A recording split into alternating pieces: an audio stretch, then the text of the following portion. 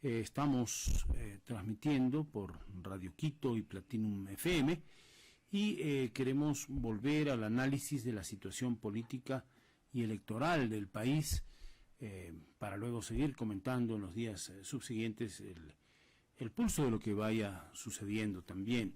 Pero no queremos perder de vista seguir con una serie de reflexiones sobre lo que supuso la segunda vuelta electoral, el triunfo de Daniel Noboa, y luego hablaremos también de las perspectivas del nuevo gobierno, de las posibilidades y límites que ese gobierno tenga. Y queremos saludar a Mauricio Alarcón, director de la Fundación Ciudadanía y Desarrollo, que está aquí con nosotros en cabina. Más adelante se sumarán para el análisis el exministro Raúl Clemente Ledesma y Grace Jiménez, experta en comunicación política y gubernamental. Pero empecemos primero reflexionando sobre lo que pasó el 15 de octubre. Todos saben el resultado, pero ¿qué significa ese resultado? ¿Cuál es la aproximación y lectura que se hace desde la Fundación Ciudadanía y Desarrollo y el criterio del doctor Mauricio Alarcón? Bienvenido, buenos días. Buen día, Gonzalo, un saludo a toda nuestra audiencia de Platinum y de Quito, y pues quizá partir diciendo que una lectura general de lo sucedido el pasado 15 de octubre, incluso yo diría en la primera vuelta, es ver que la gran mayoría del electorado busca una política distinta, busca una forma diferente de hacer campaña, busca liderazgos que no caigan en lo tradicional. La no confrontación, la no polarización, creo que empieza a abrirse camino frente a una situación de los últimos 10, 15, 20 años en los que gritar, insultar o incluso imponerse a la fuerza respecto de las ideas del otro jugaban pues un papel protagónico. Y hay que destacar esto porque la perspectiva de lo que será la elección general definitiva, por llamarla de alguna forma, en febrero de 2025, creo que puede hacer la diferencia final respecto de procesos anteriores. Se decía, Gonzalo, que 6 de cada 10 electores éramos personas menores de 45 años. Ya se puso grupo etario menor. Afortunadamente todavía estoy ahí, pero te digo que ya vimos hace 17 años el ascenso de una agrupación política que ya no puede pues presentarse como nueva ni como novedosa. Ahora, el voto joven siempre ha existido, si vamos a los números, vamos a lo que es la demografía, ¿no? Y recuerdo yo perfectamente, desde el presidente Jaime Roldós se decía, el voto joven le puso en el poder.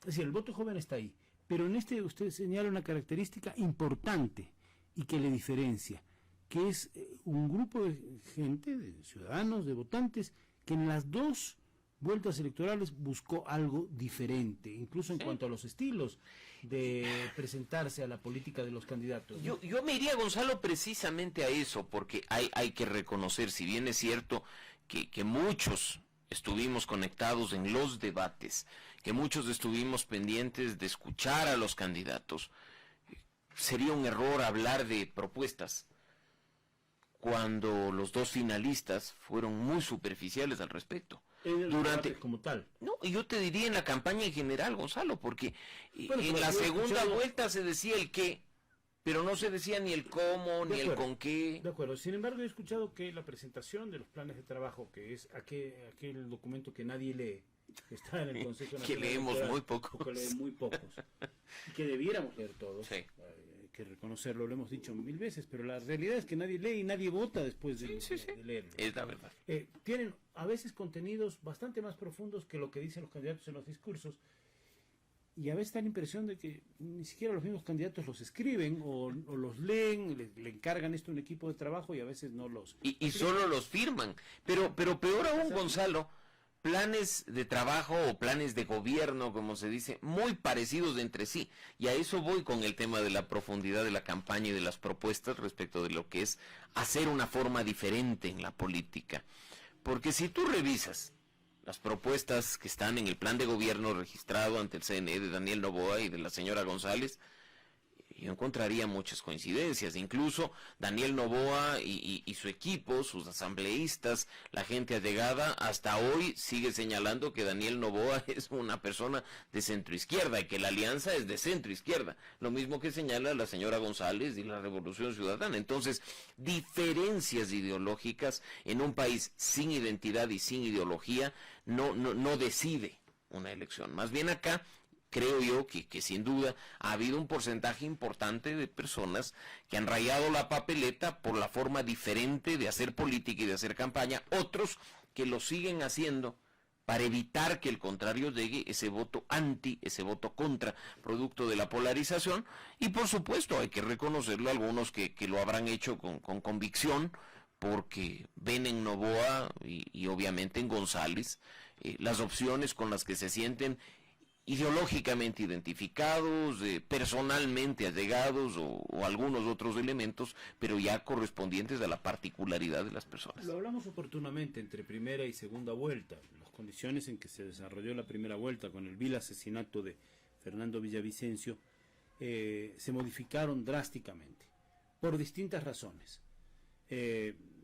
Había expectativas de otros candidatos de llegar a segunda vuelta, lo decían algunos, pienso que algunos de modo sincero, pero a la hora de la hora pasaron los que pasaron por esa circunstancia. ¿Esto en qué medida modificó el pensamiento de la gente que no había votado en primera vuelta por Luisa González y por Daniel Noboa de cara a la segunda vuelta? ¿Y cómo los balotajes en general ponen a un electorado que no necesariamente es partidario de uno u otro, ni siquiera, por supuesto, están lejísimos del voto duro de una y otra candidatura, y esto podría aplicarse para cualquier escenario de otro país donde haya segunda vuelta, en una situación de tomar decisiones a lo mejor ajenas a las que en principio hubieran querido? Y mire, incluso, Gonzalo, es importante hablar del tema de lo que significa el voto duro. Personalmente te diría que en este país muy pocas organizaciones políticas tienen voto duro, ese electorado fiel que cree en el partido y que te puede poner pues de candidato a cualquier persona y seguirá ahí. Creo que además la principal estructura con voto duro es la Revolución Ciudadana, indiscutiblemente, que viene obteniendo, no en segunda vuelta, dejemos de lado la segunda vuelta, sino en primera y en las seccionales, una votación similar. O sea, ahí tú tienes un electorado convencido y un voto duro. House en 2021 o el voto de alcaldes y prefectos en Clarísimo. febrero de este año. Creo que hablar de un voto duro de ADN, no vamos a referirnos a las personas, ese 23%, 23.5% de Daniel Noboa es un error, porque primero no hay organización política detrás. Nadie sabe qué organizaciones están en alianza o lo saben muy pocos detrás de ADN. Además es un voto que surgió en una semana. Desde la tarde del primer debate, o la noche del primer debate, empezó a subir, porque hasta esa tarde tenía 4.5%.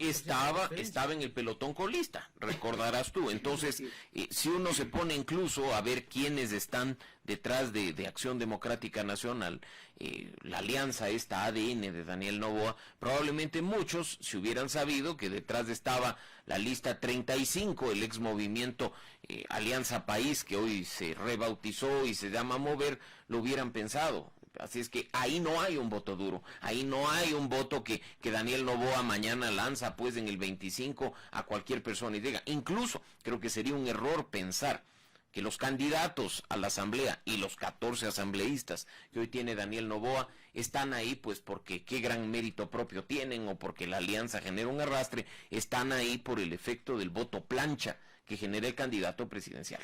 Bien, estamos dialogando en un panel con Mauricio Alarcón, director de la Fundación Ciudadanía y Desarrollo. Ahora incorporamos a Raúl Clemente Ledesma, exministro de Estado, analista político. Estamos tomando una primera fotografía, una toma de contacto con lo que fue el resultado de las elecciones. Más adelante analizaremos las perspectivas del nuevo gobierno, pero quisiera, Raúl Clemente, saludarle, por supuesto, y pedirle su primera impresión de lo que fueron estos resultados electorales del 15 de octubre, sus lecturas y reflexiones.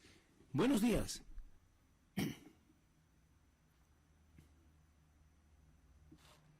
Bien, el micrófono está cerrado, me parece, doctor. Bueno, buenos días, ahí estamos bien. Buenos días, Gonzalo, buenos días, panel. Un saludo a todos los oyentes y televidentes de Radio Quito, este tan prestigioso programa de análisis. Muchas gracias.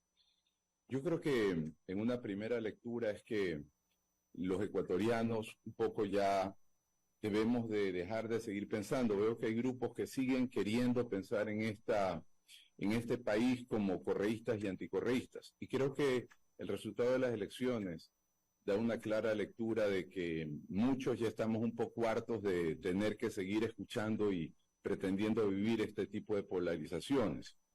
Es decir, la gente, más allá de coyunturas que ocurrieron, por supuesto, entre la primera y la segunda vuelta, más allá de méritos o deméritos, simpatías o antipatías, yo creo, por ejemplo, que ninguno de los asambleístas, ni los de Daniel Noboa, ni los de ningún partido, están allí por mérito propio en ningún caso, sin ningún tipo de excepción, sin ningún tipo de excepción.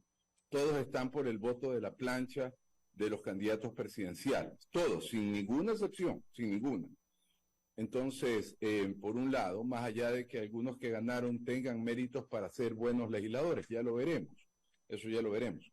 Pero creo que un poco el resultado de la elección es, ¿sabes qué? Queremos definitivamente algo diferente. Siempre los ecuatorianos buscan el cambio, a pesar de que el cambio genera temores siempre, pero se busca el cambio y versus el hartazgo de lo que ya conocemos, de lo que ya vemos y de lo que ya sabemos ha ocurrido, tenemos una expectativa de que todavía las cosas en el Ecuador cambien para bien. Hasta ahora no hemos logrado ese cambio para bien, pero esa es un poco la expectativa, y yo creo que más allá de las coyunturas, que son muchas, por supuesto, entre la primera y la segunda vuelta, creo que al final del día no fueron necesariamente el segundo debate, fue un poco, ¿sabes qué? Quiero algo diferente. Y el discurso en el primer debate de la candidata González fue, nosotros ya lo hicimos y vamos a volver, es decir, ya fuimos en el pasado y vamos a volver a repetir en el pasado al presente. Entonces, yo creo que la gente un poco lo que quiere, ¿sabes qué? Ecuador no está bien en ningún ámbito. En el económico no está bien, en el social no está bien. Por supuesto, en el ámbito de seguridad está bastante peor que en los demás.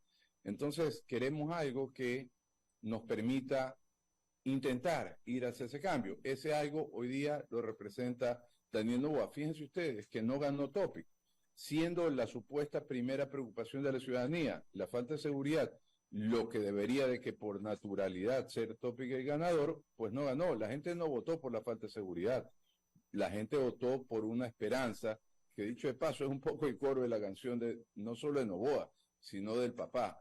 El apellido Noboa viene por varias generaciones siendo candidato y eso también tiene un peso. Sí, puede que él haya aparecido hace poco tiempo en el espacio político a través de la Asamblea, pero el apellido Noboa ya tiene un gran ámbito de conocimiento en el país. Hace un momento reflexionábamos con Mauricio Alarcón, Raúl Clemente, sobre el sacudón que supuso en la primera vuelta el asesinato de Fernando Villavicencio, que cambió una serie de cosas y que nos condujo a una segunda vuelta en estas condiciones. Plantear hipótesis sobre lo que pudo haber sucedido en primera vuelta, si ese hecho nefasto, brutal, nos sucedía, es absurdo. Yo creo que no cabe siquiera, pero lo que sí hay que decir que cambió el país, y que el país se dio cuenta, si le hacía falta a alguien darse cuenta del momento de violencia extrema que estábamos viviendo ya con el asesinato de un candidato presidencial. Habíamos tenido el asesinato del alcalde de Manta, habíamos tenido el asesinato de un candidato de las listas de Otto Sonnenhosner en Esmeraldas, concejales, y hemos seguido teniendo hasta aquel brutal asesinato de anoche, entiendo, de un concejal de Yaguachi. Entonces, parecería que ese tema de la inseguridad en general, pero de la violencia y violencia política, sí que cambia las cosas frente a una realidad histórica. Quisiera su apreciación, Raúl Clemente. Sí, claro, bueno, cambió sustancialmente. Y ojo, que esto que es el primer problema, que es la falta de seguridad o la inseguridad, lamentablemente en el país lo estamos poco a poco normalizando. Es decir, ya no nos llama tanto la atención que hayan 5, 6, 10, 18 muertos al día a la semana. Ya no nos llama tanto la atención. Y el mensaje que desde la presidencia inclusive nos envían es, allá que se maten son delincuentes. Ese es el mensaje que el propio presidente transmite internacionalmente, lo cual es vergonzoso, más allá de muchos actos vergonzosos que este gobierno ha cometido. Pero este es uno de los peores. Entonces tiene que ocurrir un asesinato, digamos, increíblemente grave, pero todos son graves. No es que una vida es menos que la otra, de ninguna manera. Pero claro, el espacio o la presencia comunicacional del candidato Villavicencio, la presencia política, el espacio político que ocupaba y el nivel de denuncia que generaba, por supuesto que lo hace inmensamente visible y generó un golpe trascendental, necesario, creo yo, lamentablemente, lamentable pero necesario, porque creo que estamos normalizando este tipo de situaciones con mucho peligro. En el momento que nos deje de llamar la atención, estamos ya fregados en el Ecuador. Hace un momento Mauricio Alarcón decía en estos micrófonos que también la segunda vuelta se caracterizó por la falta de explicación suficiente y adecuada de las propuestas, aquellas que estaban probablemente en los planes de gobierno. Yo decía, no sé si los propios candidatos leyeron sus propuestas, pero no, realmente no fue un espacio la segunda vuelta, la campaña de segunda vuelta, ni siquiera el debate presidencial de segunda vuelta para explicar con lujo de detalles esas ideas de uno y otro candidato. Y esto se aplica igual para Daniel Noboa que para Luisa González. No sé, su criterio, Raúl Clemente, para matizar también con lo que... Sí, a ver, yo creo que primero que se pusieron, yo creo que en su imaginario está que van a gobernar 10 años, porque yo lo poco que escuché en los discursos que daban sobre propuestas eran unas ideas que iban a 10 años plazo, digamos. Y esto pues, no sé si tienen del todo claro que tienen año y medio, que no es año y medio, porque ya vemos pues cómo a los gobiernos, a partir de un proceso iniciado electoral, más aún cuando ya hay un presidente electo, no le hacen el más mínimo caso, por ejemplo el actual, que creo que no le hicieron caso desde hace mucho tiempo, pero hoy día menos que nunca. Entonces, no tienen año y medio, tienen menos tiempo para ejecutar lo que tengan que ejecutar. Yo diría que entre 6 y 8 meses. 6 y 8 meses es el tiempo que le tomó, por ejemplo, al actual ministro de Trabajo entender que era el Ministerio de Trabajo. Entonces, yo creo que, y esto es un poco lo que yo escuché de los candidatos, es decir, yo no escuché ninguna alternativa que vaya directamente a los temas que son prioritarios, por ejemplo, al déficit fiscal, al tema de la falta de dinero que nos va a generar lo del Yasuní, al tema del subsidio del gas y del diésel, que es un tema que ya están reclamando nuevamente los indígenas y que es algo que se tiene que topar y inexplicablemente este gobierno no lo solucionó. Me refiero a la focalización, no la eliminación, que creo que lo que hay es que focalizarlo. El tema del tema tributario, de cobrar eficientemente los impuestos. Es decir, el tema ambiental, vamos a aprovechar con respecto a lo que pasó el Yasuní, a tener la posibilidad de que el Ecuador, por ejemplo, emita bonos de carbono para eso que no vamos a explotar, poder, entre comillas, aprovechar el oxígeno que va a generar en los mercados internacionales de compra de bonos de carbono y con eso generar fondos, que no es lo mismo que decir, yo no exploto, dame plata, ¿no? Entonces, el tema del empleo, es decir, las formas contractuales que están permitidas en el código para que el ministerio las pueda realizar en la medida que no existan. Pero tienen claro esto, porque yo escuchaba que decían vamos a incentivar a los jóvenes al empleo y no se dan cuenta que en el Código de Trabajo hay un contrato que se llama contrato joven, programa y contrato joven, que está absolutamente vigente y que no tiene un centavo en su fondo, pero cuando estuvimos en el ministerio pagamos millones de dólares porque ese contrato permite que el IES subsidie a los empleadores por un año siempre que contraten entre 18 y 26 años a una persona. Entonces, no es que no existen en el Ecuador las herramientas legales, jurídicas, programáticas para poder hacer las cosas con velocidad y de manera inmediata, pero existen y puedo seguirle citando un sinnúmero en distintas carteras de ejemplos, pero yo no escuché ni uno, escuché cosas a 10 años plazo. Entonces, la pregunta es, si tenían claro lo que van a hacer, ahora veremos si el candidato Noboa, ahora presidente, pues tenía claro lo que va a hacer y la primera claridad nos la dará presentando a quienes son parte de su equipo. Más allá de las simpatías, las antipatías que genera alguien como Alberto Ajic, creo que el mensaje de renovación no queda claro con un personaje como Alberto, que tiene las capacidades suficientes, pero no sé si en mente un proceso de renovación necesaria que tiene el Ecuador. Y vamos a dejar, Raúl Clemente, como dicen los que gustan de el fútbol, la pelota picando en la cancha, para hablar justamente de eso, de las expectativas del nuevo gobierno, los primeros pasos de ese nuevo gobierno que ha dado estos días, lo que el país esperaría y cómo afrontar esos 10 años, dijo usted. No, bueno, claro, ese año y medio, esos 18 meses, ¿no? Y es bueno que el país también aterrice en eso, ¿no? O sea, que la gente piense que son 18 meses y no 10 años, no solamente los candidatos, y me parece un buen ejemplo que usted ha puesto. Así es que lo vamos a hacer después de un momento. Tenemos pausa publicitaria, tenemos nuestro noticiero Ecuador Radio y enseguida continuamos. Estamos con Mauricio Alarcón y Raúl Clemente Ledesma. Las elecciones, y hemos analizado lo que fue segunda vuelta, entramos directamente en los grandes retos del gobierno del presidente electo Daniel Noboa en breve. Es Ecuador Radio a través de Radio Quito Platinum FM. Ya venimos.